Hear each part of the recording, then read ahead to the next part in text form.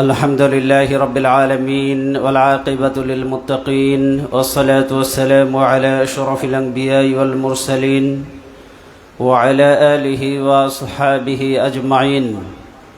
قال الله تبارك وتعالى في كلامه المجيد وفرقانه الحميد: لقد كان لكم في رسول الله أسوة حسنة.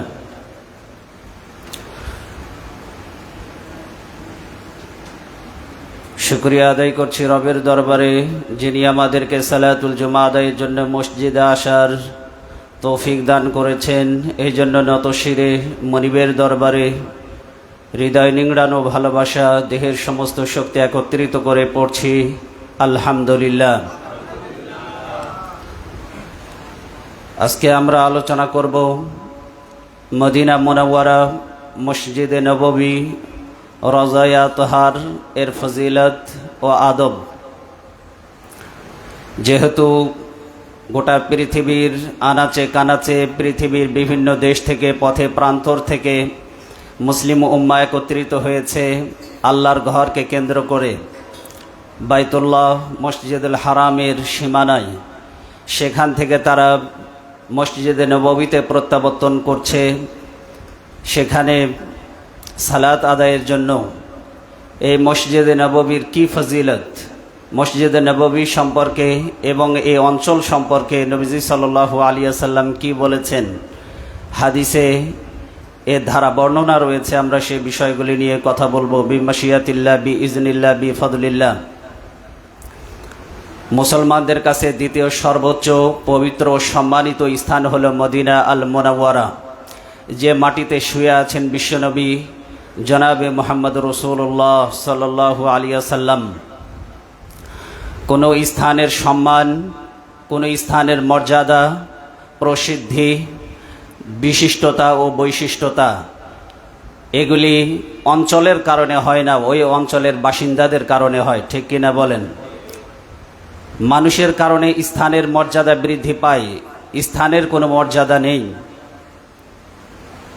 মসজিদ এই জন্য দামি স্থান, কেননা এটা হলো আল্লাহর ঘর। আল্লাহর কারণেই ওই ঘরের মর্যাদা বৃদ্ধি পেয়েছে। শরাবখানা মন্দ জায়গা কেন? কারণ সেখানে খারাপ মানুষেরা বিচরণ করে। ওই জায়গা খারাপ হয়েছে খারাপ মানুষের বিচরণের কারণে। মসজিদ সম্মানিত হয়েছে ভালো মানুষদের বিচরণের কারণে আল্লাহর ঘর হিসাবে। কথা বলেন ঠিক কিনা? খানায় কাবা পৃথিবীর অন্যান্য সকল মসজিদের তুলনায় অধিক সম্মানিত, কারণ এটা হচ্ছে আল্লাহর ঘর। ইন্না আউওয়ালা বাইতিন উদিআ লিন-নাস লাল্লাযী বিবাক্কাতা মুবারাকান ওয়া হুদাল লিল আলামিন। আল্লাহ বলেছেন ইন্না আউওয়ালা বাইতিন, এটা হচ্ছে পৃথিবীর নির্মিত প্রথম ঘর। উদিআ লিন-নাস, মানুষের জন্য নির্মাণ করা হয়েছে। লাল্লাযী বিবাক্কাতা মুবারাকান ওয়া হুদাল লিল আলামিন, যেটা বাক্কায় অর্থাৎ মক্কায় অবস্থিত। মুবারাকান, আল্লাহ বলছে এটা বরকতময়, লিল আলামিন, বিশ্ববাসীর জন্য। এই জন্য আল্লাহর ঘর সম্মানিত, পৃথিবীর অন্যান্য মসজিদের তুলনায় অধিক সম্মানিত। কেননা এই ঘরকে কেন্দ্র করে পৃথিবীর অন্যান্য মসজিদের উৎপত্তি, এবং সেখানে রাত দিন আল্লাহর রহমত অঝর ধারায় বর্ষিত হতে থাকে। ঠিক কিনা বলেন? 120টি রহমত প্রতিদিন অবারিত ধারায় সেখানে বর্ষিত হয়। সিত্তুনা লিত-তাইফিন, 60টি রহমত বর্ষিত হয় যারা তওয়াফ করে আল্লাহর ঘরকে কেন্দ্র করে। ওয়া আরবাউনা লিল মুসাল্লিন, যারা মুসাল্লি, যারা নামাজ আদায় করে 40টি রহমত আল্লাহ তাদের উপরে বর্ষণ করে থাকেন। আর ওয়া ইশরুনা লিন-নাযিরিন, আর 20টি রহমত আল্লাহ তাদের উপরে বর্ষণ করেন যারা আল্লাহর ঘরের দিকে তাকিয়ে থাকে। সুবহানাল্লাহ বলেন। এই জন্য এই ঘরটি সম্মানিত হয়েছে, এই অঞ্চলটি সম্মানিত হয়েছে, কারণ এটা হলো আল্লাহর ঘর এবং ওহী অবতীর্ণের স্থল। মদিনা মুনাওয়ারা এটা হলো কৃষিময় একটি এলাকা ছাড়া আর কোনো স্থানের তুলনায় বাড়তি বিশিষ্ট বৈশিষ্ট্য, কোনো মর্যাদা এবং সম্মান ছিল না। এই এলাকাটি ছিল মদিনা, বর্তমান যে এলাকা মদিনা আল মুনাওয়ারা, এই শহরটি ছিল কৃষিময় একটি এলাকা। কি এলাকা ছিল বলুন? কৃষিময় এলাকা। এই মদিনা আল মুনাওয়ারা এই এলাকাকে ঐতিহাসিকভাবে এটাকে কুলক্ষণের জায়গা মনে করা হতো। কিসের জায়গা মনে করা হতো বলেন, সবাই বলেন? কুলক্ষণের জায়গা মনে করা হতো। এই জন্য এই জায়গাটার নাম ছিল ইয়াসরিব। কি নাম ছিল? ইয়াসরিব। কিন্তু সরওয়ারে দু আলম সৈয়দুল মুরসালিন আশরাফুল আম্বিয়া রহমাতুল্লিল আলমিন যখন এই ভূমিতে পা রাখলেন, তখন এই মাটিটা স্বর্ণের চাইতেও বেশি দামি মাটিতে রূপান্তরিত হয়ে গেল। সুবহানাল্লাহ বলেন। এই মাটি হীরাখণ্ড, মণিমুক্তা, ডায়মন্ড, স্বর্ণের চাইতেও বেশি খাঁটি হয়ে গেল। সরওয়ারে কায়নাতের পায়ের ধুলিতে এই মাটি রূপান্তরিত হলো বরকতময় এক মাটিতে। সুবহানাল্লাহ বলেন। নূরের তৈরি ফেরেশতারা এই মাটির পাহারাদার হয়ে গেল। সুবহানাল্লাহ বলেন। কিয়ামত পর্যন্ত এই ভূমির পাহারাদার ফেরেশতারা কারা বলুন তো? ফেরেশতাকুল সাইয়্যিদুল মালাইকা, যাকে বলা হয় রূহুল আমিন, শাদীদুল কুওয়া, প্রচণ্ড শক্তির আধার, বিশ্বস্ত আত্মা, সেই সাইয়্যিদুল মালাইকা ফেরেশতাদের সর্দার জিবরিল আমিন এই মাটিতে বসেই তিনি নবীজির দরজায় তিনি অপেক্ষা করতেন। সুবহানাল্লাহ বলেন। মক্কা আল মুকাররমা এর মতোই মদিনা আল মুনাওয়ারা সম্মানিত হয়ে গেল আল্লাহর কাছে। সুবহানাল্লাহি ওয়া বিহামদিহি। এই জন্য মক্কা আল মুকাররমার সাথে মিলিয়ে মদিনাকেও বলা হয় হারামাইন শরীফাইন, মানে দুইটি সম্মানিত জায়গা। মুহাম্মদ সাল্লাল্লাহু আলাইহি সাল্লামের পায়ের পদধূলির কারণে আল্লাহর ঘর বাইতুল্লাহ, মসজিদুল হারাম, ওই সম্মানিত এলাকাটাকে মসজিদে হারাম, এই সম্মানিত এলাকার সাথে মসজিদ হারামকেও একত্রিত করে বলা হয় হারামাইন শরীফাইন, মানে দুইটি সম্মানিত জায়গা। সুবহানাল্লাহ। তাহলে নবীর শুভ আগমনে ইয়াসরিব হয়ে গেল মদিনা। কি হয়ে গেল? আর নবীজির নুরানি পরশে হয়ে গেল মুনাওয়ারা। এই জন্য মদিনাকে বলা হয় মদিনা আল মুনাওয়ারা। কি বলা হয়? মদিনা আল মুনাওয়ারা, মানে হলো আলোকিত শহর। সুবহানাল্লাহ। নবীজির নূরের আলোয় শহরটি আলোকিত হয়ে গেল। আসুন মদিনা এবং মদিনাবাসীদেরকে ফজিলত নবীজি সাল্লাল্লাহু আলাইহি ওয়াসাল্লাম বলেছেন, আমরা সরাসরি হাদিস থেকেই শুনি। নবীজি সাল্লাল্লাহু আলাইহি ওয়াসাল্লাম মদিনার জন্য দোয়া করেছেন। কি করেছেন বলুন? আবু সাঈদ রাদিয়াল্লাহু তাআলা তিনি বর্ণনা করেন, আনিন নবী সাল্লাল্লাহু আলাইহি ওয়াসাল্লাম ইন্না ইব্রাহিম হাররামা মক্কাতা। নবীজি সাল্লাল্লাহু আলাইহি ওয়াসাল্লাম তিনি বলতেন, হে আমার রব, ইব্রাহিম আলাইহিস সালাম আমাদের মুসলিম মিল্লাতের পিতা, তিনি সম্মানিত করেছেন মক্কা আল মুকাররমাকে। কারণ মক্কা আল মুকাররমা এই শহরকে কেন্দ্র করে দোয়া করেছিলেন ইব্রাহিম আলাইহিস সালাম। কে দোয়া করেছিলেন বলুন? সবাই একটু বলুন। তিনি যখন তার স্ত্রী এবং তার সন্তানকে যখন মরুভূমির মধ্যে রেখে তিনি যখন একটু আড়ালে চলে গেলেন, তখন তিনি দোয়া করেছিলেন। কি দোয়া করেছিলেন? রব্বি জাআলনি মুকিমাস সালাতি ওয়া মিন যুররিয়াতি রব্বানা ওয়া তাকাব্বাল দুআ। তিনি বলেছিলেন, হে আমার রব, আমি রব্বানা ইন্নী আসকানতু মিন যুররিয়াতি বিওয়াদিন গায়রি জি যারইন ইনদা বাইতিকাল মুহাররম, একটা জনমানব শূন্য, অনুর্বর তোমার ঘরের কাছে আমি আমার পরিবারের একটি অংশ, আমার কলিজার টুকরাদেরকে আমি এখানে রেখে গেলাম। যে জায়গায় জনমানব শূন্য, বাড়ি নাই, ঘর নাই, জায়গায় যেখানে কোনো সবুজ শ্যামলিমা নাই, যেখানে কোনো পানি নাই, সেই রকমের একটি অনুর্বর ধুধু মরুভূমিতে আমি রেখে গেলাম। তিনি বললেন, তোমার ঘরের কাছে রেখে গেলাম, সুতরাং কি করো এদেরকে? ফাজআল আফইদাতাম মিনান নাস, পৃথিবীর সকল মানুষের দিলকে তুমি এদিকে আকৃষ্ট করে দিও। সুবহানাল্লাহ বলেন।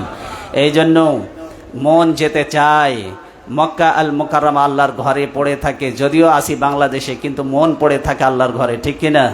এই জন্য পৃথিবীর সব মানুষের দিলকে আল্লাহ ওইদিকে আকৃষ্ট করে দিয়েছে। কার দোয়ার বরকতে? ইব্রাহিম আলাইহিস সালামের দোয়ার বরকতে। তিনি আরো দোয়া করলেন, রব্বি জাআলনি মুকিমাস সালাহ, ও আমার রব, আপনি আমার এই তোমার ঘরের কাছে আমার পরিবারকে রেখে গেলাম, আপনি এদেরকে নামাজি বানিয়ে দিয়েন। এই জন্য পৃথিবীর সবচেয়ে বেশি নামাজি মানুষ একসাথে কাতারবন্দি হয়ে নামাজ আদায় করে আল্লাহর ঘর বাইতুল্লাহ। সুবহানাল্লাহ বলেন। আজান হওয়ার সাথে সাথে জারওয়াল দিয়ে, আজিয়াত দিয়ে, পঙ্গপালের মতো লক্ষ লক্ষ মানুষ কাতারবন্দি হয়ে যায়। পুলিশ এসে তাড়া করে না, অথচ কোনো একটা অনুষ্ঠানে 200-400-500 জন লোক হলে পারে সেখানে বসেন বসেন লাইন করেন বলতে বলতে আনসার বিডিপি তারপরে আপনার পুলিশ বাহিনীর ঘাম ছুটে যায়, ঠিক কিনা বলেন? কিন্তু লক্ষ লক্ষ মানুষ মাত্র 10 থেকে 15 মিনিটের ব্যবধানে তারা পঙ্গপালের মতো চতুর্দিক দিয়ে তারা কাতারবন্দি হয়ে দাঁড়িয়ে যায়, অথচ পুলিশ তাদেরকে কোনো ধাওয়া করতে হয় না, মারতে হয় না, বারবার বলতে হয় না কাতারবন্দি হয়ে যায়, নিজ দায়িত্বে তারা কাতারবন্দি হয়ে যায়। আল্লাহর কুদরতের নিদর্শন এটি, ঠিক কিনা বলেন? এই জন্য তিনি দোয়া করেছিলেন, হে আমার রব, আপনি নামাজি বানিয়ে দিন আমার সন্তানদেরকে। আজ পৃথিবীতে নামাজ প্রতিষ্ঠিত আল্লাহর ঘরকে কেন্দ্র করে, ঠিক কিনা? তিনি আরো দোয়া করেছিলেন, ওয়ারযুকহুম মিনাস সামারাত, হে আমার রব, আপনি আমার সন্তানদেরকে ফলমূল দ্বারা রিজিক দিয়েন। পৃথিবীর যে ফল কোথাও পাবেন না, কিন্তু সেই ফল আপনি সৌদি আরবে মক্কা আল মুকাররমায় পাবেন। সুবহানাল্লাহ বলেন। সেখানে ফলের অভাব নাই ইব্রাহিম আলাইহিস সালামের দোয়ার বরকতে। তাই তিনি বললেন, হে আমার রব, ইব্রাহিম আলাইহিস সালাম তিনি মক্কা আল মুকাররমাকে সম্মানিত করেছেন, তিনি ফাজআলাহা হারামান, তিনি এটাকে সম্মানিত করেছেন, এটার জন্য দোয়া করেছেন। ওয়া ইন্নী হারামতুল মাদিনা, ইব্রাহিম আলাইহিস সালাম মক্কা আল মুকাররমাকে সম্মানিত করেছেন, সম্মানিত করার জন্য দোয়া করেছেন। আর আমি আল্লাহ তোমার কাছে দোয়া করছি, তুমি মদিনাকে সম্মানিত করে দাও। সুবহানাল্লাহ বলেন। মদিনাকে সম্মানিত করার জন্য স্বয়ং দোয়া করেছেন কে? বিশ্বনবী জনাবে মুহাম্মদ রাসূলুল্লাহ সাল্লাল্লাহু আলাইহি ওয়াসাল্লাম। তিনি আরো বললেন, হারামান মা বাইনা মাজিমাইহা, তিনি বললেন আল্লাহ ইহরাকা ফিহা দমন। তিনি দোয়া করলেন, দুই সীমানার মধ্যবর্তী স্থানকে যথাযথভাবে সম্মানিত করে দিলাম আমি। তিনি আরো দোয়া করলেন, আল্লাহ ইহরাকা ফিহা দমন। তিনি বললেন, এই মদিনা এমন এক শহর যেখানে কোনো রক্তপাত ঘটানো যাবে না, যেখানে কোনো রক্তপাত ঘটানো যাবে না। নবীজি নিষেধ করলেন, এখানে রক্তপাত ঘটানো যাবে না। ওয়ালা ইহমালু ফিহা সিলাহুন, যুদ্ধের জন্য এখানে কোনো অস্ত্রের দামামা বাজানো যাবে না, এখানে যুদ্ধ রক্তপাত সম্পূর্ণরূপে নিষিদ্ধ। তিনি আরো বললেন, ওয়ালা তুখবাতা ফিহা শাজারুন ইল্লা লি আলাফিন, তিনি বললেন পশুর খাবার সংগ্রহ করা ছাড়া কোনো গাছের পাতা পর্যন্ত এই মদিনা শহরে ছেঁড়া যাবে না। কিরকম নিরাপত্তার নগরীতে তিনি পরিণত করে দিলেন, কিভাবে সম্মানিত করলেন এই মদিনা আল মুনাওয়ারাকে। যুদ্ধ নিষিদ্ধ, রক্তপাত নিষিদ্ধ, এমনকি পশুর খাবার ছাড়া গাছের পাতা পর্যন্ত সেখানে ছেঁড়া নিষিদ্ধ। কোন শহর? সবাই বলেন কোন শহর? সহিহ আল মুসলিমের 3227 নম্বর হাদিস। মদিনার জন্য নবীজি সাল্লাল্লাহু আলাইহি ওয়াসাল্লাম তিনি আরো একটি দোয়া করেছেন।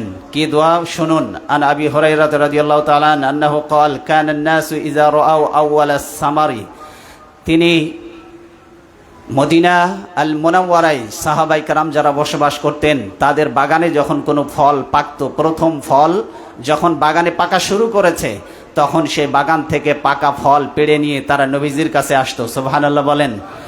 জাউ বিহি ইলান নবী সাল্লাল্লাহু আলাইহি ওয়াসাল্লাম, তারা নবীজির কাছে ফল পেড়ে নিয়ে আসতো, পাকা পাকা ফল। ফাইজা আখাযাহু রাসূলুল্লাহ সাল্লাল্লাহু আলাইহি ওয়াসাল্লাম, রাসূলুল্লাহ সাল্লাল্লাহু আলাইহি ওয়াসাল্লাম তাদের দেওয়া এই হাদিয়া তিনি গ্রহণ করতেন। আর তিনি এই ফলের ঝুড়ি তিনি সামনে নিয়ে আল্লাহর কাছে দোয়া করতেন। কি দোয়া? আল্লাহুম্মা বারিক লানা ফি সামারিনা, ও আমার রব, আপনি এই বাগানের ফলের মধ্যে বরকত দান করুন। সুবহানাল্লাহ বলেন। এরপরে তিনি দোয়া করতেন, বারিক লানা ফি মাদিনাতিনা, আল্লাহ আপনি এই মদিনা শহরের উপরে বরকত নাজিল করেন। এরপরে দোয়া করতেন, বারিক লানা ফি সাইনা, আল্লাহ আপনি আমাদের সায়ের মধ্যে, আপনি আমাদের ওজন পরিমাপের মধ্যে বরকত দান করুন। ও বারিক লানা ফি মুদ্দাতিনা, আপনি আমাদের এর মধ্যে বরকত দান করুন। আল্লাহুম্মা ইন্না ইব্রাহিমা আবদুকা, হে আল্লাহ আপনার বান্দা ইব্রাহিম, ও খলিলুকা, তিনি শুধু আপনার বান্দা নন, তিনি আপনার বন্ধু। সুবহানাল্লাহ বলেন। ইব্রাহিম আলাইহিস সালামকে আল্লাহ নবী বললেন আপনার কে বন্ধু? ইব্রাহিম আলাইহিস সালাম কার বন্ধু? আল্লাহর বন্ধু। মুহাম্মদ সাল্লাল্লাহু আলাইহি ওয়াসাল্লাম বলছেন, আল্লাহ খলিলুকা, আপনার বন্ধু ইব্রাহিম, আপনার বান্দা ইব্রাহিম, ও নবিয়ুকা, আপনার নবী ইব্রাহিম। সুবহানাল্লাহ বলেন। তিনটা বিশেষণ দিলেন। আল্লাহ, আপনার বান্দা ইব্রাহিম, আপনার নবী ইব্রাহিম, আপনার দোস্ত ইব্রাহিম। তিনি বললেন, ওয়া ইন্নী আবদুকা ওয়া নবিয়ুকা, কিন্তু আমি আপনার বান্দা, আমি আপনার নবী। প্রথমেই তিনি বললেন আমি আপনার বান্দা। তাহলে বোঝা গেল আল্লাহর কাছে বান্দা হওয়ার চাইতে সম্মানিত আর কোনো লকব নেই। কিসের মুফতি? কিসের মুহাদ্দিস, কিসের মুফাসসির, কিসের মুফতি, কিসের পীর? পৃথিবীর সবচেয়ে বড় ডিগ্রি, খেতাব, লকব হচ্ছে আব্দ, বান্দা, কৃতদাস, আল্লাহর গোলাম। ঠিক কিনা? অনেকে বলতে শোনা যায় আমি অমুক খাদেমে অমুক মাজারের গোলাম। নাউজুবিল্লাহ বলেন। অমুক পীরের গোলাম। বেটা বেয়াদব, মানুষ কখনো পীরের গোলাম হতে পারে না, মানুষ কখনো মাজারের গোলাম হতে পারে না।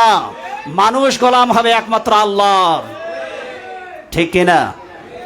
এই জন্য কোনো মাজারের খাদেম, মাজারের পাহারাদার সবগুলি জাহান্নামী, পীরের খাদেম হতে পারে না। অনেককে বলতে শোনা যায়, অনেক বড় বড় আলেমদেরকে বলে আমি নবীজির গোলাম, নবীজির বান্দা। নাউজুবিল্লাহ। মানুষ বান্দা হবে একমাত্র আল্লাহর। আমরা রাসূলুল্লাহরও বান্দা নই, আমরা রাসূলুল্লাহর আব্দ নই, আমরা রাসূলুল্লাহর উম্মত। ঠিক কিনা? আর গোলাম একমাত্র আল্লাহর, কৃতদাস একমাত্র আল্লাহর, আল্লাহর বান্দা আমরা। ঠিক কিনা? তিনি আরো দোয়া করতে গিয়ে বললেন, আল্লাহ আমি আপনার বান্দা, আমি আপনার নবী। ওয়া ইন্নাহু দাআকা লিমুকাররামাকা। তিনি বললেন আল্লাহ এই মক্কাকে, মক্কার ব্যাপারে দোয়া করেছেন তোমার নবী, তোমার বান্দা। ওয়া ইন্নী আদউকা লিল মদিনা। আর আমি আল্লাহ তোমার কাছে দোয়া করছি মদিনার ব্যাপারে। সুবহানাল্লাহ। মক্কার ব্যাপারে দোয়া করেছে তোমার দোস্ত, তোমার বন্ধু, তোমার বান্দা, তোমার গোলাম ইব্রাহিম দোয়া করেছে। আর মদিনার ব্যাপারে আমি তোমার বান্দা এবং তোমার নবী দোয়া করছি। সুবহানাল্লাহ। তিনি বললেন বিমিসলি মা দাআকা লিমাক্কা লিমাক্কাতা ওয়া মিসলিহি মাহু। তিনি দোয়া করলেন আল্লাহ মক্কা এবং তার অন্যান্য অনুরূপ আরো অন্যান্য জিনিসের ব্যাপারে ইব্রাহিম আলাইহিস সালাম দোয়া করেছেন, আর আমি দোয়া করছি মদিনার ব্যাপারে। সুম্মা ইয়াদউ আসগরা ওয়ালিদিন। সাহাবায়ে কেরাম যে ফলের ঝুড়ি হাদিয়া দিতেন, বিভিন্ন বাগান থেকে পাকা পাকা ফল নিয়ে আসতেন। আপনারা মনে করেন নবীজি সাল্লাল্লাহু আলাইহি ওয়াসাল্লাম মনে হয় সব ফল একাই খেয়ে নিতেন? সুম্মা আদউ, দেখেন নবীজির আদর্শ, আসগরা ওয়ালিদিন। তিনি ছোট ছোট বাচ্চাদেরকে ডাকতেন, ডেকে কি করতেন? লাহু ফায়ুতিহি যালিকা সামারা। ওই ফলের ঝুড়ি ওই ছোট ছোট বাচ্চাদের হাতে দিয়ে দিতেন, তোমরা খাও। সুবহানাল্লাহ। একটাও বাড়িতে নিতেন না, সব ফলগুলি ছোট বাচ্চাদের মাঝে তিনি বিলাইয়ে দিতেন। কি আদর্শ, কি আদর্শ! পৃথিবীর কোন মানুষের মধ্যে এই আদর্শ আপনি পাবেন না। সহিহ আল মুসলিমের 3225 নম্বর হাদিস, আনাস ইবনে মালিক থেকে বর্ণিত। তিনি বলেন নবীজি সাল্লাল্লাহু আলাইহি ওয়াসাল্লাম বলেছেন, আল্লাহুম্মা জাআল বিল মদিনাতি দি'ফাই মা বিমাক্কাতা মিনাল বারাকা। তিনি দোয়া করতে গিয়ে বললেন, আল্লাহ আপনি মক্কায় যে বরকত নাজিল করেন তার 2 গুণ বেশি বরকত আপনি মদিনার উপরে নাজিল করেন। সুবহানাল্লাহ বলেন। এই জন্য দেখবেন মক্কার চাইতে মদিনার বসবাসের উপযোগী বেশি। মদিনার আবহাওয়া ঠান্ডা, মদিনার মানুষের মেজাজগুলি দেখবেন নম্র, ভদ্র, অতিথি পরায়ণ। আপনি যদি মদিনাতে যান, আপনি যদি বছরের পর বছর আপনি যদি ওখানে থাকেন, তাহলে মদিনাবাসীদের অতিথিয়তায় আপনি মুগ্ধ হয়ে যাবেন। আপনার খাবার কেনা লাগবে না। আপনি রোজা রেখেছেন, আপনি শুধু মসজিদে নববীর ফ্লোরে আপনি শুধু হাঁটা চলা করবেন। খাবার আপনার সামনে কিভাবে স্তূপ আকারে স্তূপ হয়ে যায়, খাবারের রকমারি আইটেম দিয়ে আপনার সামনে স্তূপ হয়ে যাবে। কে কার আগে মেহমানদারি করাবে সেটা নিয়ে তারা ব্যতিব্যস্ত হয়ে যায়। মদিনার মানুষের বৈশিষ্ট্য এটা। মদিনার মানুষেরা বড় ঠান্ডা স্বভাবের, নম্র স্বভাবের, ভদ্র স্বভাবের। মদিনার আবহাওয়া বসবাসের উপযোগী, মদিনার আবহাওয়া ঠান্ডা। আর মক্কায় দেখবেন মক্কার মানুষগুলি উগ্র টাইপের হয়। মক্কা আল মুকাররমার আবহাওয়া অত্যন্ত গরম, ঠিক কিনা? খুব উষ্ণ আবহাওয়া। এই জন্য আল্লাহ নবী সাল্লাল্লাহু আলাইহি ওয়াসাল্লাম দোয়া করেছেন, আয় আমার রব, মক্কায় আপনি যে বরকত নাজিল করেন তার 2 গুণ বেশি বরকত আপনি নাজিল করেন মদিনার উপরে। সুবহানাল্লাহ বলেন। সহিহ আল মুসলিমের হাদিস 3217 নম্বর হাদিস। ভালো করে শুনুন। মক্কা আল মুকাররমা, মদিনা আল মুনাওয়ারা, নবীজির শহর, নিরাপত্তার শহর। এই নিরাপত্তার সঙ্গে আল্লাহ নিজে বসিয়েছেন। কে বসিয়েছেন নিরাপত্তা? সবাই একটু কথা বলেন। এই এলাকার নিরাপত্তার দায়িত্ব কার হাতে? পৃথিবীর সব দেশে সেনাবাহিনী আছে না নাই? কথা বলেন, আছে না নাই? কোস্ট গার্ড, বর্ডার গার্ড আছে না নাই? আছে। কেন? ওই দেশে সীমানা পাহারা দেওয়ার জন্য। আর আল্লাহ নিজে ওই দেশের নিরাপত্তার জন্য ফেরেশতা দিয়ে সেনাবাহিনী তৈরি করেছেন। সুবহানাল্লাহ বলেন।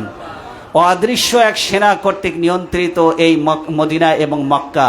দেখুন নবীজি সাল্লাল্লাহু আলাইহি ওয়াসাল্লাম কি বলছেন, মদিনায় এমন এক স্থান, নিরাপদ স্থান, যেখানে দাজ্জাল পর্যন্ত প্রবেশ করতে পারবে না। সুবহানাল্লাহ বলেন। দাজ্জালের মতো ভয়ঙ্কর ফিতনা থেকে নিরাপদে থাকবে মক্কা এবং মদিনা, এবং সেই অঞ্চলের মানুষগুলি সেখানে প্রবেশ করতে পারবে না। আবু হুরায়রা রাদিয়াল্লাহু তাআলা আনহু থেকে বর্ণিত, তিনি বলেন, ক্বালা রাসূলুল্লাহ সাল্লাল্লাহু আলাইহি ওয়াসাল্লাম আলা আনকাবিল মদিনাতি মালাইকাতুন, নবীজি সাল্লাল্লাহু আলাইহি ওয়াসাল্লাম বলেছেন, মদিনার প্রবেশ পথে পাহারারত আল্লাহর ফেরেশতারা, সুবহানাল্লাহ বলেন, লা ইয়াদখুলুহা তাউন ওয়ালা দাজ্জাল, কিয়ামত পর্যন্ত মদিনায় মহামারী প্রবেশ করতে পারবে না। কি প্রবেশ করতে পারবে না? মহামারী ওয়ালা দাজ্জাল, আর দাজ্জাল প্রবেশ করতে পারবে না। দুইটা জিনিস কখনো কিয়ামত পর্যন্ত মদিনায় প্রবেশ করতে পারবে না। কয়টা জিনিস? সবাই একটু কথা বলেন। দুইটা জিনিস। এক নম্বরে হলো দাজ্জাল, ভয়ঙ্কর ফিতনা। কিয়ামত পর্যন্ত দাজ্জালের চাইতে ভয়ঙ্কর ফিতনা আর আসবে না মানুষের জন্য। দাজ্জাল কিয়ামত পর্যন্ত শত চেষ্টা করে মক্কা মদিনায় ঢুকতে পারবে না, কারণ ফেরেশতা চাবুক মেরে দাজ্জালকে তাড়িয়ে দেবে। আর একটা হলো মহামারী।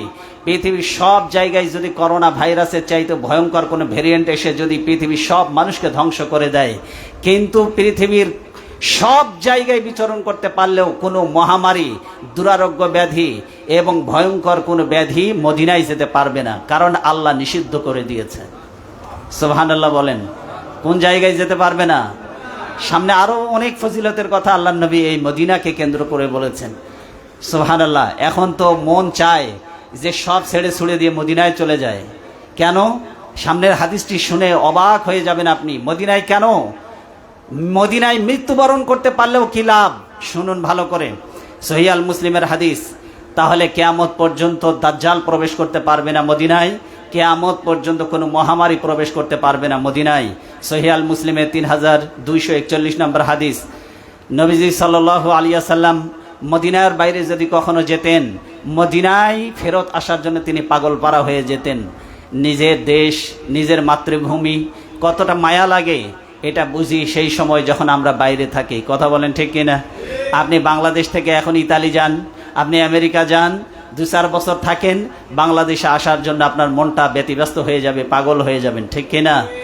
যে সমস্ত মুসলিমরা মক্কা থেকে মদিনায় হিজরত করে গিয়েছিলেন, হুদাইবিয়ার সন্ধির সময় 6 বছর পরে যখন তিনি শুনলেন রাসূলুল্লাহ স্বপ্নে দেখেছেন তিনি উমরা করছেন, আল্লাহর ঘর জিয়ারত করছেন, এই অভিব্যক্তি তিনি যখন সাহাবাই কেরামদের সামনে ব্যক্ত করলেন, সাহাবাই কেরামদেরকে যখন মনের আকুতি জানালেন যে আমি মক্কায় যেতে চাই, সাহাবাই কেরাম মুহূর্তের মধ্যে ছড়িয়ে পড়ল, তাদের মধ্যে আনন্দের ফুয়ারা বয়ে যেতে লাগলো যে আমরা মক্কায় আবার ফেরত যাচ্ছি, মক্কায় আমরা আমাদের মাতৃভূমিতে ফেরত যেতে চলেছি, আমরা আমাদের মাতৃভূমিতে আবার বিচরণ করতে পারবো।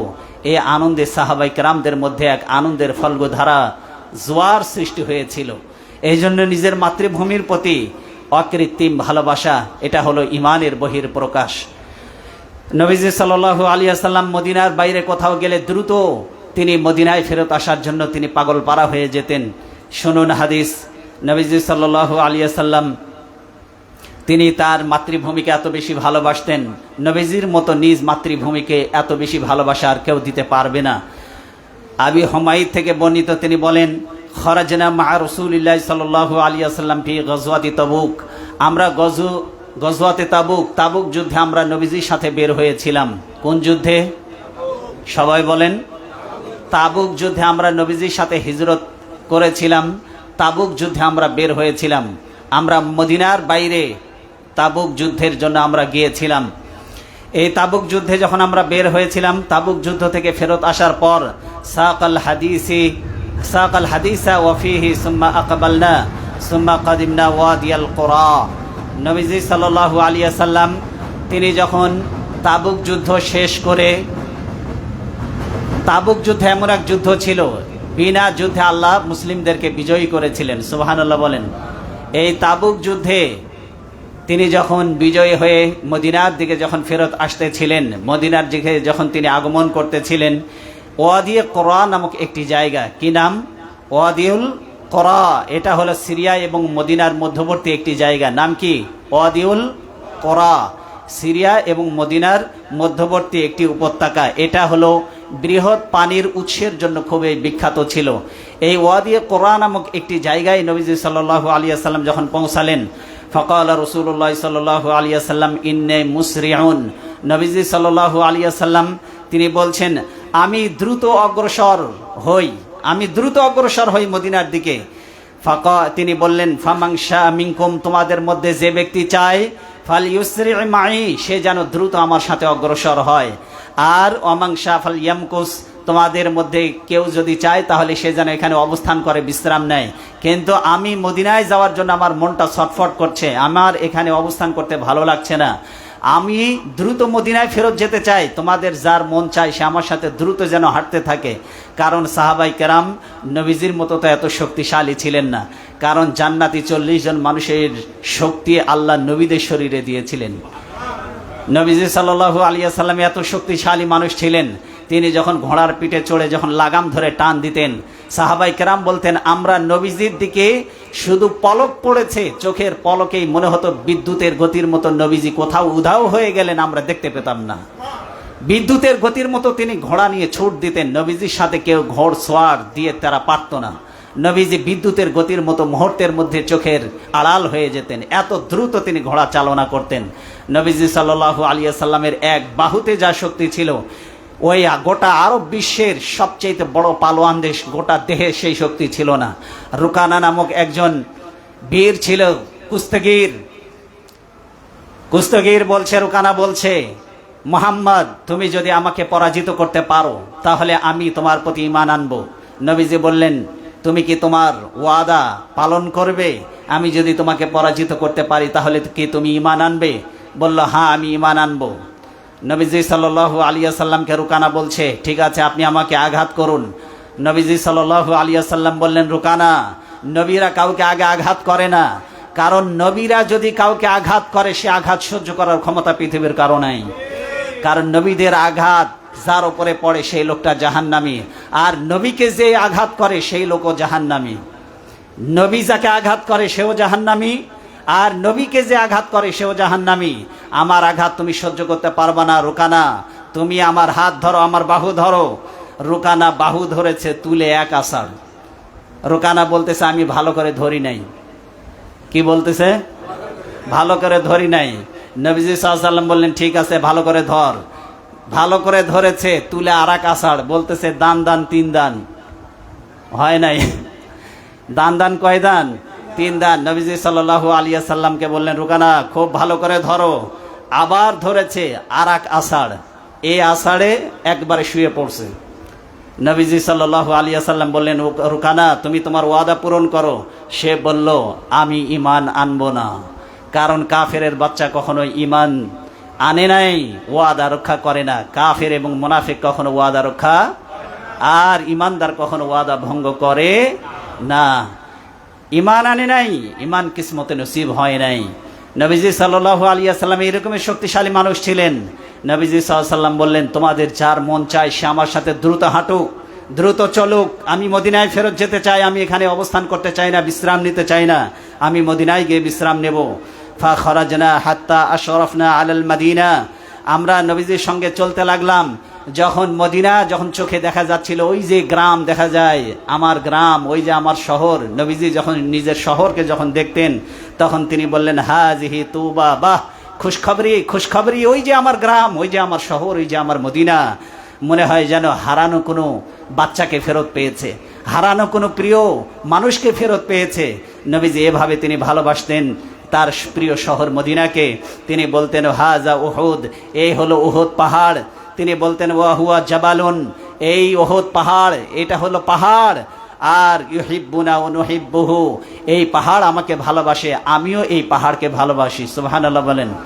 এই জন্য তিনি যখন উহুদের প্রান্তরে তিনি যখন তার কড়া ভেঙে যখন মাথার ভিতরে যখন প্রবিষ্ট হলো, কাফেরদের আঘাতে তার দন্দান মোবারক যখন দাঁতগুলো ভেঙে টুকরা হয়ে গেল, দাঁতগুলো মাড়ি থেকে খসে পড়লো, লোহার কড়া ভেঙে মাথার মধ্যে টুকরা হয়ে প্রবেশ করলো। নবীজি বেহুশ হয়ে জমিনের উপরে পড়ে গেলেন। 2 জন সাহাবীর কাঁধের উপরে ভর করে, আবু বকর এবং ওমরের কাঁধের উপরে ভর করে তিনি যখন ওহদ পাহাড়ের উপরে উঠতেছিলেন। ওহদ পাহাড় নবীজির এই ভারাক্রান্ত হৃদয়, নবীজির এই ক্লান্ত শরীর, নবীজির ক্ষত বিক্ষত এই রক্তাক্ত দেহের কারণে ওহদ পাহাড় সহ্য করতে পারছিল না। ওহদ পাহাড় কাঁপছিল থরথর করে। নবীজি সাল্লাল্লাহু আলাইহি ওয়াসাল্লাম বললেন, ওরে ওহদ পাহাড়, উসকুতি ইয়া জিবাল, হে ওহদ পাহাড় থেমে যা, ফাইন্নাহু নবিয়্যাল্লাহ, কারণ তোর উপরে আল্লাহ নবী অবস্থান করছে, তোর উপরে সিদ্দিক, একজন সিদ্দিক অবস্থান করছে, সত্যবাদী, অশহীদাইন, দুইজন শহীদ তোর উপরে অবস্থান করছে। নবীজি অগ্রিম ভবিষ্যৎবাণী করে দিলেন দুইজন শহীদ, তার মানে হযরত ওমরও শহীদ হবে, হযরত ওসমানও শহীদ হবে। নবীজি বললেন, ওরে পাহাড় থেমে যা। সাথে সাথে ওহদ পাহাড় কাঁপুনি থামায়ে দিয়ে স্থির হয়ে গেল। সঙ্গে সঙ্গে থরথর করে কাঁপুনি থেকে স্থির হয়ে গেল ওহদ পাহাড়। নবীজি সাল্লাল্লাহু আলাইহি ওয়াসাল্লাম বলছেন, আমি ওহদ পাহাড়কে ভালোবাসি আর ওহদ পাহাড়ও আমাকে ভালোবাসে। নবীজি সাল্লাল্লাহু আলাইহি ওয়াসাল্লামকে ওই পাথরগুলি পর্যন্ত সালাম দিত। নবীজি যখন হেরা পাহাড়ের দিকে, যখন হেরা গুহার দিকে যখন তিনি হেঁটে যেতেন, তখন ওই যাওয়ার সময় পাথরগুলি নবীজিকে সালাম বলতো। নবীজি বলেন, আমি ওই পাথরগুলিকে চিনি, যে পাথরগুলি আমাকে সালাম দিয়েছিল। এটি বলা হয়েছে সহিহ আল মুসলিমের 3262 নম্বর হাদিস। নবীজি সাল্লাল্লাহু আলাইহি ওয়াসাল্লাম তিনি যখন কোনো সফরে আসার সময় হতে, সফর হতে যখন মদিনায় যখন আসার সময় হতো, ইজা কানা কাদিমা মিন সফর, তিনি যখন কোনো সফর হতে আসার সময় তিনি যখন দেখতে পেতেন, ফানাজরা ইলা জুদরাতিল মদিনা, মদিনার কোনো দেওয়াল, কোনো গাছগাছালি, কোনো বাড়িঘর তিনি যখন দেখতে পেতেন, আওদা রাহিলাতাহু, তিনি তার আরোহীকে বলতেন, দ্রুত ঘোড়া চালাও, দ্রুত উট চালাও, ওই যে আমার শহর দেখা যায়, আমি তাড়াতাড়ি আমার শহরে যেতে চাই। এরপরে বলতেন, ওয়াইন কানা আলা দাব্বাতিন হাররাকাহা মিন হুব্বিহি, আর তিনি যখন ঘোড়ার পিঠে, গাধার পিঠে, খচ্চরের পিঠে যখন তিনি চড়ে থাকতেন, মদিনার শহর দেখার সাথে সাথে তিনি যেন পাগল হয়ে যেতেন, দ্রুত ঘোড়া চালিয়ে দিতেন, দ্রুত উট চালাতেন, দ্রুত তার খচ্চর, তার গাধাকে চালিয়ে দিতেন, তাড়াতাড়ি চলো, আমি মদিনায় যাব। মদিনাকে এত ভালোবাসতেন তিনি, নিজের প্রিয় মাতৃভূমিকে, নিজের গ্রামকে ভালোবাসা নবীজির সুন্নতেরই একটি অংশ। এই জন্য আমাদের মাতৃভূমি, যেখানে আমাদের নাড়ি পোতা আছে, যেখানে আমরা জন্মগ্রহণ করেছি, বেড়ে উঠেছি, যেখানকার আলো বাতাস নিয়ে আমরা বড় হয়েছি, সেই অঞ্চল, সেই দেশ, সেই শহরের প্রতি আমাদের কলিজা নিংড়ানো ভালোবাসা আছে না নাই? কথা বলেন, আছে না নাই? যশোর শহর, এখানে আমরা বসবাস করি, এখানকার আলো বাতাস আল্লাহ আমাদেরকে দিয়ে বড় করেছেন, লালন পালন করছেন, এই জন্য যশোর শহরের প্রতি আমাদের ভালোবাসা সবার হৃদয়ে আছে না নাই? কথা বলেন, আছে না নাই? আছে। তবে নবীজি সাল্লাল্লাহু আলাইহি ওয়াসাল্লাম নিজের শহর মদিনাকে ভালোবাসতেন। মদিনার দেওয়াল দেখলে, গাছগাছালি দেখলে, বাড়িঘর দেখলে পাগল হয়ে যেতেন। সহিহ আল বুখারী 1886, মুসনাদ আল আহমদের 12619 এবং সহিহ ইবনে হিব্বানের 2710 নম্বর হাদিস। নবীজি সাল্লাল্লাহু আলাইহি ওয়াসাল্লাম বলেছেন, মদিনায় কোনো ব্যক্তি যদি মৃত্যুবরণ করে তাহলে তার কি ফজিলত। শুনতেছেন? এটা মনোযোগ আছে সবার? সবার এই আশা, এই কামনা করা উচিত। এই হাদিস পড়ার পরে নতুন করে আবার আজকে পড়তেছিলাম, আর মন চাচ্ছিল যে জীবনের কোনো এক সময় হয়তো গিয়ে মদিনায় সেটেল হয়ে যাব। মনটা চায় মদিনায় সারা জীবনের জন্য, বাকি জীবনটা যেন মদিনায় কাটে, অ্যাটলিস্ট আল্লাহ যেন মৃত্যুটা মদিনায় দেয়। এই লালন, এই আকাঙ্ক্ষা আমাদের হৃদয়ে লালিত স্বপ্ন হয়ে গেছে এখন। কারণ কি জানেন? নবীজি সাল্লাল্লাহু আলাইহি ওয়াসাল্লাম কি বলছেন শুনুন। ইবনে ওমর রাদিয়াল্লাহু তাআলা ক্বাল রাসূলুল্লাহ সাল্লাল্লাহু আলাইহি ওয়াসাল্লাম, নবীজি সাল্লাল্লাহু আলাইহি ওয়াসাল্লাম বলেছেন, ইবনে ওমর হাদিসটি বর্ণনা করেছেন রাদিয়াল্লাহু আন, মান ইসতাতাআ ইয়ামুতা বিল মদিনা, তোমাদের কারো যদি সামর্থ্য থাকে তাহলে সে যেন মদিনায় এসে মদিনায় মৃত্যুবরণ করে। কেন? নবীজি সাল্লাল্লাহু আলাইহি ওয়াসাল্লাম বলেছেন, ফালইয়ামুত লাহা, সে যেন মদিনায় মৃত্যুবরণ করে সামর্থ্য থাকলে।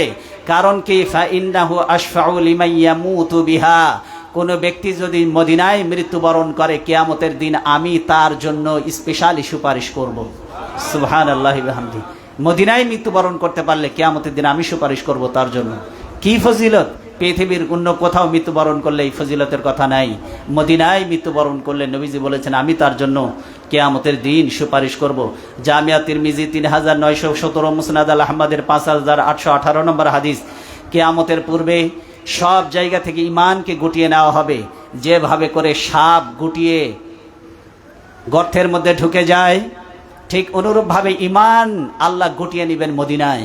কোথায় বলেন, কোথায়? ঈমানের যাত্রাই শুরু হয়েছে মদিনা থেকে। কোত্থেকে ঈমানের যাত্রা শুরু হয়েছে? মদিনা থেকে ঈমানের যাত্রা শুরু হয়েছে।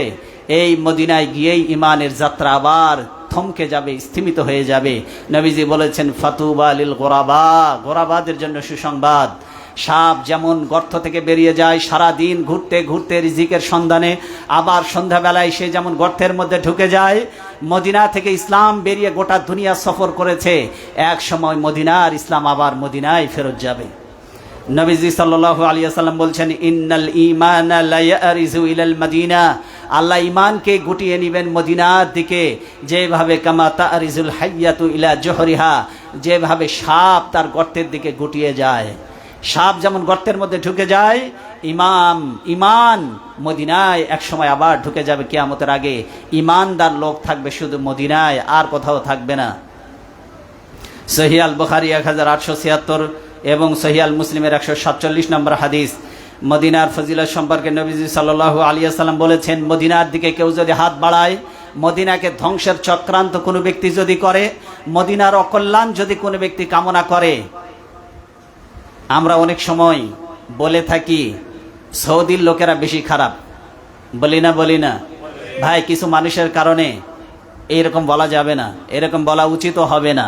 কারণ সবচেয়ে বড় আলেম আপনি যদি এখন বিশ্বে যদি তালাশ করেন, পৃথিবীর সবচেয়ে বড় বড় আলেমদেরকে আপনি পাবেন মদিনায়, পাবেন মক্কা আল মুকাররমায়।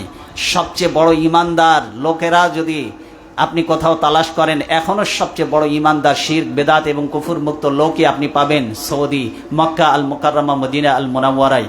নবীজি সাল্লাল্লাহু আলাইহি ওয়াসাল্লাম বলেছেন, মদিনার দিকে কেউ যদি হাত বাড়ায়, মদিনার ধ্বংস কেউ যদি কামনা করে, মদিনা শহরের দিকে পৃথিবীর কোনো পরাশক্তি যদি তাদের অ্যাটম বোমা, হাইড্রোজেন বোমা, হাইপারসনিক নিয়ে, ক্ষেপণাস্ত্র নিয়ে যদি মদিনার দিকে যদি কেউ হাত বাড়ায়, নবীজি সাল্লাল্লাহু আলাইহি ওয়াসাল্লাম বলেছেন, সাঈদ ইবনে আক্কাস থেকে বর্ণিত, আন্না রাসূলুল্লাহ সাল্লাল্লাহু আলাইহি ওয়াসাল্লাম লা ইউরিদু আহাদুন আহলুল মদিনাতি বিসু, নবীজি বলেন, যে ব্যক্তি মদিনাবাসীদের ক্ষতি সাধনের ইচ্ছা করবে, আল্লাহ সুবহানাহু ওয়া তাআলা তাকে ইল্লা আযাবাহুল্লাহু ফিন্নার, আল্লাহ জাহান্নামের আগুনে তাকে এইভাবে গলিয়ে দিবেন, যেভাবে করে জাওবার রসাস, আগুনের মধ্যে সীসাকে যেইভাবে গলানো হয়, জাহান্নামের আগুনে আল্লাহ ওকে ওইভাবে গলাবেন।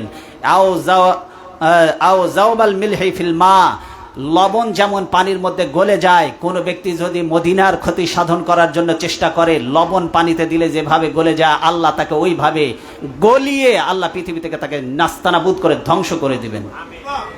এই জন্য মদিনার দিকে কেউ ভুলেও হাত বাড়ানোর চেষ্টা করবে না, কারণ মদিনাকে স্বয়ং হেফাজতের দায়িত্ব নিয়েছেন আল্লাহ। কারণ ওই মাটিতে শুয়ে আছেন বিশ্বনবী জনাব মুহাম্মদ রাসূলুল্লাহ সাল্লাল্লাহু আলাইহি ওয়াসাল্লাম। আগেই বলেছি, এই অঞ্চলটা ছিল কৃষি এক অঞ্চল। এই অঞ্চল অন্যান্য কৃষিজাত এলাকার চাইতে বেশি মর্যাদা সম্পন্ন ছিল না। নবীজির পায়ের ধুলির কারণে ওই অঞ্চলটা পরিণত হয়েছে মদিনায়, ওই অঞ্চলটি পরিণত হয়েছে নবীজি সাল্লাল্লাহু আলাইহি ওয়াসাল্লামের নূরের আভাতে পরিণত হয়েছে। সেই জন্য ওটাকে বলা হয় মদিনা আল মুনাওয়ারা, মানে আলোকিত শহর। নবীজি নূরের আভায় আলোকিত শহর মদিনা আল মুনাওয়ারা। নবীজি বলেছেন, কোনো ব্যক্তি যদি মৃত্যুবরণ করতে চায়, সামর্থ্য থাকলে সে যেন মদিনায় এসে মৃত্যুবরণ করে, কারণ কিয়ামতের দিন আমি নিজে ওই ব্যক্তির জন্য সুপারিশ করব যে মদিনায় মৃত্যুবরণ করবে। সুবহানাল্লাহ। আল্লাহর কাছে বলি, আল্লাহ আমাদের শেষ মৃত্যুটা যেন মদিনায় হয়, বলেন আমিন। সহিহ আল মুসলিমের হাদিস 3210 নম্বর হাদিস, নবীজি বলেছেন, মদিনার দিকে হাত বাড়ালে, মদিনা আক্রমণ করলে, জাহান্নামের আগুনে আল্লাহ তাকে ওইভাবে গলিয়ে দিবেন, যেভাবে আগুনে সীসা গলানো হয়, যেভাবে পানির মধ্যে লবণ গলে যায়, ওইভাবে আল্লাহ তাকে গলিয়ে শেষ করে দিবেন। 3000 সহিহ আল মুসলিমের 3210 নম্বর হাদিস। নবীজি সাল্লাল্লাহু আলাইহি ওয়াসাল্লাম তিনি বলেছেন, লা ইয়াসবিরু আলা লিআওয়াইল মদিনা ওয়া শিদ্দাতিহা। নবীজি সাল্লাল্লাহু আলাইহি ওয়াসাল্লাম মদিনাবাসীদের ব্যাপারে বলেছেন, ও মদিনাবাসীরা, যদি তোমরা রোকে শোকে বিপদে আপদে মদিনায় বসে যদি ধৈর্য ধারণ করো, মদিনার বাইরে যদি না যাও, নবীজি সাল্লাল্লাহু আলাইহি ওয়াসাল্লাম বলেছেন, আহাদুম মিন উম্মতি ইল্লা কুনতু লাহু শাফিআন ইয়াউমাল কিয়ামাতি আও শাহীদান। মদিনার দুঃখ কষ্টে কেউ যদি ধৈর্য ধারণ করে, মদিনাতেই যদি থাকে, কিয়ামতের দিন আমি নবী তার পক্ষে সাক্ষী দিবে, কিয়ামতের দিন আমি নিজে তার জন্য সুপারিশ করব। এই জন্য মদিনায় বিপদে আপদে দুঃখ কষ্ট যত যাই কিছু হোক না কেন থাকতে হবে মদিনায়। কোথায় থাকতে হবে? সহিহ আল মুসলিমের 3238 নম্বর হাদিস। এই জন্য নবীজি সাল্লাল্লাহু আলাইহি ওয়াসাল্লাম মদিনায় তিনি মৃত্যুবরণ করেছেন। তিনি যখন বিভিন্ন মালামাল যুদ্ধের থেকে প্রাপ্ত যুদ্ধলব্ধ সম্পদ গনিমতের মাল যখন সাহাবাই কেরামদের মাঝে যখন ভাগ করা হচ্ছিল, তখন তিনি মক্কাবাসীদেরকে একটু বেশি করে দিলেন আর মদিনাবাসীদেরকে একটু কম করে দিলেন। তখন মদিনাবাসী আনসার সাহাবীদের অনেকের মন খারাপ হয়ে গেল।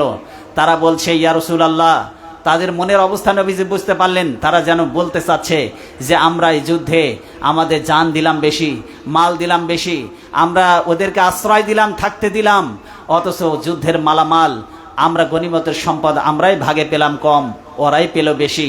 নবীজি সাল্লাল্লাহু আলাইহি ওয়াসাল্লাম তিনি বললেন, ও সাহাবীরা, ও মদিনার আনসারেরা, ওরা মক্কা থেকে যারা এসেছে ওরা নিয়ে যাচ্ছে উট, ঘোড়া, ছাগল আর সোনাদানা নিয়ে যাচ্ছে, আর মদিনাবাসী তোমরা আল্লাহ রসুলকে নিয়ে যাচ্ছ, তোমরা আল্লাহ রসুলকে পেয়েছো ভাগে। এই জন্য আল্লাহ রসুল মক্কায় না মদিনায়? কোথায়? আল্লাহ রসুল মদিনায় কেন? কারণ আল্লাহ রসুল সাল্লাল্লাহু আলাইহি ওয়াসাল্লাম মক্কা থেকে মদিনায় হিজরত করে রওনা দিয়েছেন আবু বকরের সাথে। আর এদিকে মদিনাবাসীরা প্রতিদিন তারা হাররা পর্যন্ত চলে যায়, সকাল থেকে দুপুর পর্যন্ত অপেক্ষা করতে থাকে কখন নবীজি আসবে। প্রতিদিন প্রত্যেক প্রহর গুনতে থাকে। প্রতিদিন সকাল হয়, মদিনাবাসীরা লাইন দিয়ে দাঁড়িয়ে যায়, হাররা নামক জায়গা পর্যন্ত পৌঁছে যায়। অনেক দূরে হাররা নামক জায়গা মদিনা থেকে চলে যায় নবীজিকে ওয়েলকাম করার জন্য, রিসিভ করার জন্য। নবীজি আসে না, প্রতীক্ষার প্রহর যেন কাটে না। হঠাৎ একদিন প্রতীক্ষার প্রহর ভেঙে গেল, হঠাৎ একদিন ধৈর্যের বাঁধ ভেঙে গেল। নবীজি সাল্লাল্লাহু আলাইহি ওয়াসাল্লাম সব জল্পনা কল্পনার অবসান ঘটিয়ে তিনি রওনা দিলেন মদিনার পথে।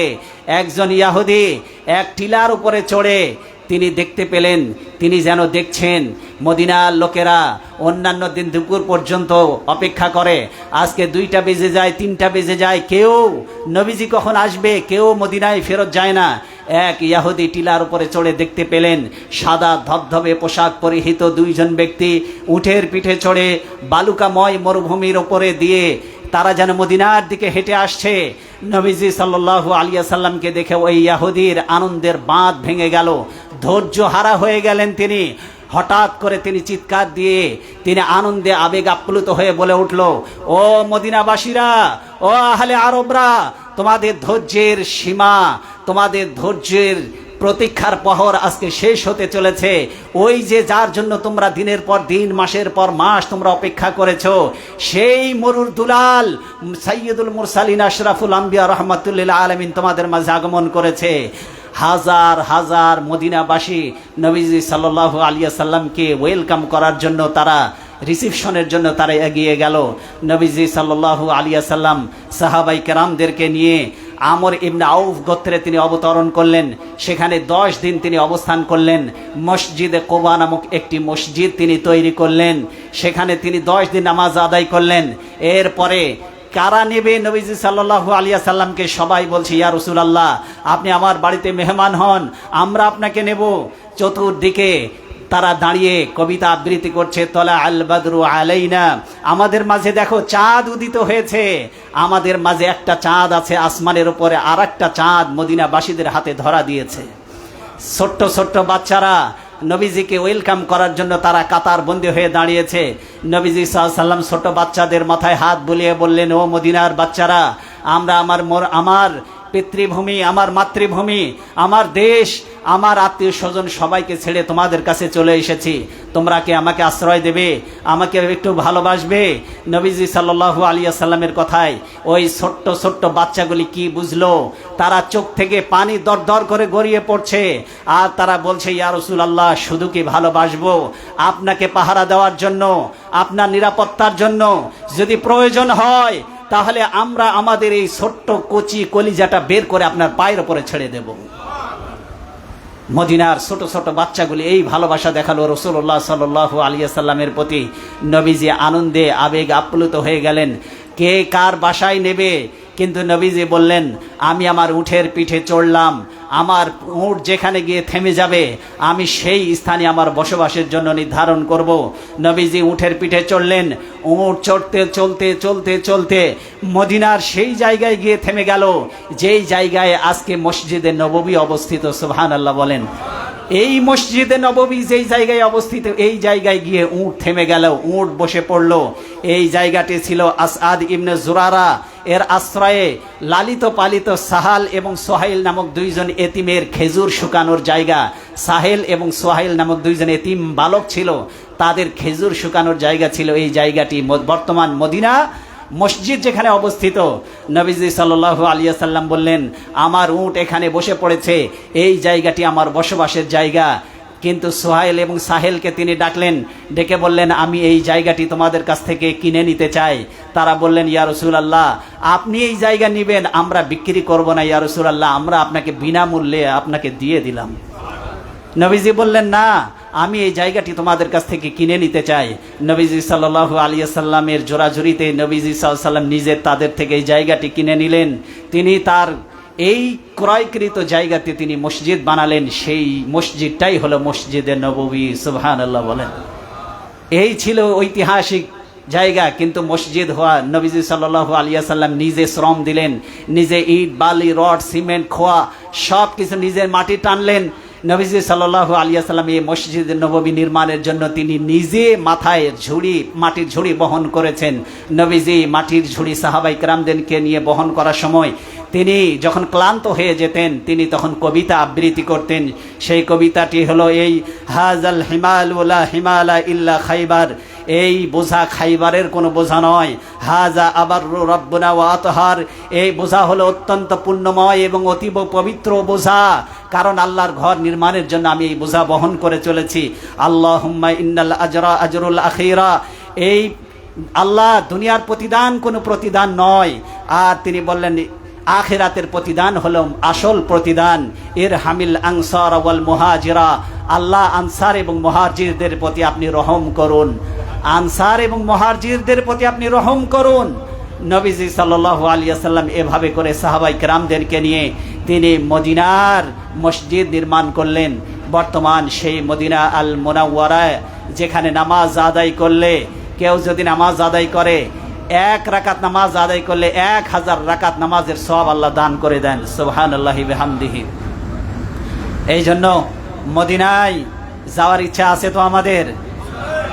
ওই সোনার মদিনায় গিয়ে নামাজ আদায় করবো, ইচ্ছা আছে আপনাদের? আল্লাহ যদি চান, আল্লাহর কাছে দোয়া করে, আল্লাহ ওই মদিনার শহরে আপনি আমাদেরকে মৃত্যু দান করেন। সুবহানাল্লাহ। আল্লাহ যদি এই আশা আমাদের পূরণ করেন, আশা করা যায় নবীর সুপারিশ কিয়ামতের দিন আমরা লাভ করতে পারবো। নবীজির সুপারিশ যেন আল্লাহ কিয়ামতের দিন আমাদের জন্য নসিব করে দেন। বলেন আমিন। হাযা মা ইনদি ওয়াল ইলমু ইনদাল্লাহ আলাইহি তাওয়াক্কালতু ওয়া ইলাইহি উনীব।